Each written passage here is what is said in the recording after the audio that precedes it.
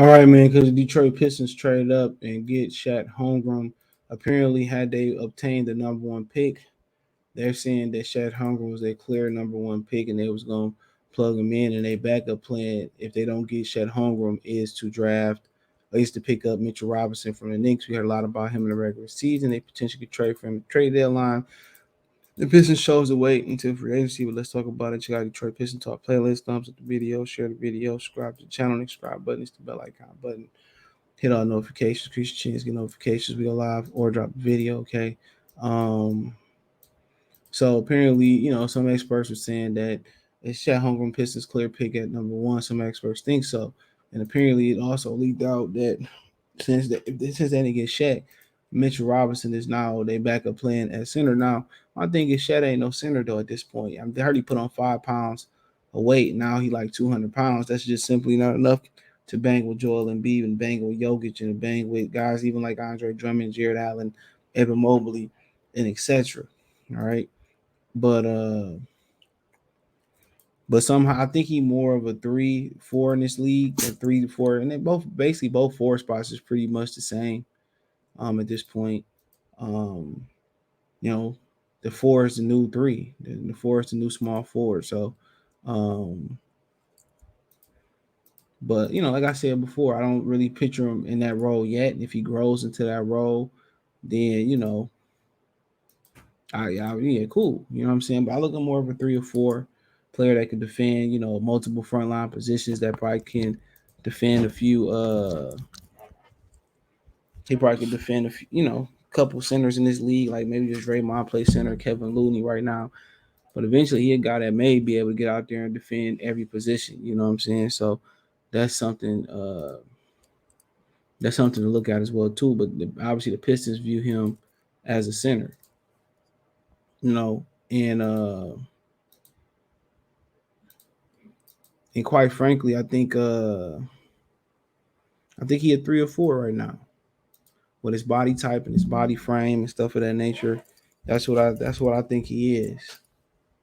But could they trade up and get him? I mean, if you like him, I mean, I guess I'm not sure exactly what the ticket would be. Obviously, if they were able to obtain the fourth pick from uh if they were able to obtain a fourth pick from the Kings with 4 and 5 and a future first be enough to land the number one overall pick. And I think Orlando has the number one overall pick. They people forget that they got his teammate from high school in Jalen Suggs. So I mean, would that be enough to do it? You tried to absorb a contract that they didn't want. I'm not sure. No, but is he even worth moving up for? That's the question. For the Pistons, how much they believe in him. I mean, is a gap, is the gap that big for from 1 to 4 and 5, and is the gap that big in center? Because obviously that's what they view him as. They view him as a center. Can't you just get back in the draft at 7 to 8 with Portland, New Orleans, and end up drafting Jalen Durham and Mark Williams? Think he'll be happy with that, but I see why they like him a lot because you need somebody that can match up with Giannis potentially. You need that athletic front line.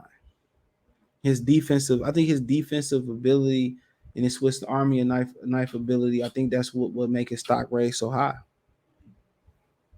I think that's why he rising, bro. And when you get that versatility, you can handle it. You can run the point. You eventually potentially you can play the 5. You can play the 3. You can play the 4. You can guard 1, 2, 3, 4, and 5s eventually.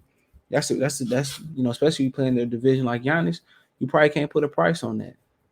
Or would they say 5, Jeremy Grant? And I don't know. Maybe they'd be willing to part ways with Sadiq Bey.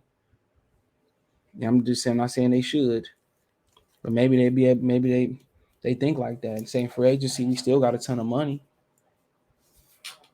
you know, and maybe we go out there now. We just signed Miles Bridges, replace Sadiq Bey with Miles Bridges, you know, and just look at it that way. But he's a great talent. He's a great talent, you know. But I'm not sure like what the ante would be to be like, man, yeah, we got to move up and get him. Me personally, I stay. If I can get 4, if I can get 7, if I can get 8, I stay there. And I saw my guard problem with Jaden Ivey. And talk about him, he could be moving up boards too. I saw my guard problem with Jaden Ivey, and I can get Mark Williams and Jalen Durham, at my 5. Just because you got money don't mean you got to spend it. Next year's free agency is pretty good too. So I mean, you'll be giving up a lot of capital, but like I said before, you don't find guys walking around like Chet Holmgren. You don't find them every day. And I understand. I definitely would understand the method to their madness about getting them, because you need somebody that can match up with Giannis eventually. Not saying he can hold Giannis, but he remind you of Giannis a lot. A slightly more developed Giannis than what he was in the league, and he can shoot it. So I definitely would get it, and you probably gonna get a lot of national televised. My puppy, I'm sorry. You probably gonna get a lot of national televised games with this kid. So I mean, he gonna sell. B Taylor said he don't see it, but look, boy, hold on, they showing video. You know how that is. Let me zoom in a little bit. Get that video out of here. He's shooting, 40% from 3-point. You like to see that free throw percentage up, but he's doing everything. That's what you want to see. He marking every box. So yeah, it's just that you don't see him every you don't see him every day. So yeah, I definitely would I definitely understand.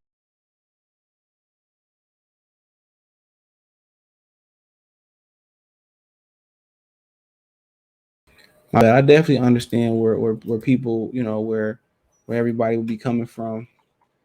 People saying, well, let's trade for him. And I wouldn't be opposed to it, but I just think you got so much, you got so much capital, you know what I'm saying? And that's the thing about it.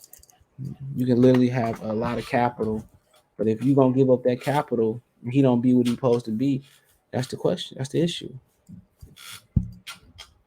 You know. So I'm probably part of the this girl. This my girl. She doing too much. She's woke up from her nap. Minnie. This not Mason. This is Minnie. Everybody getting them confused.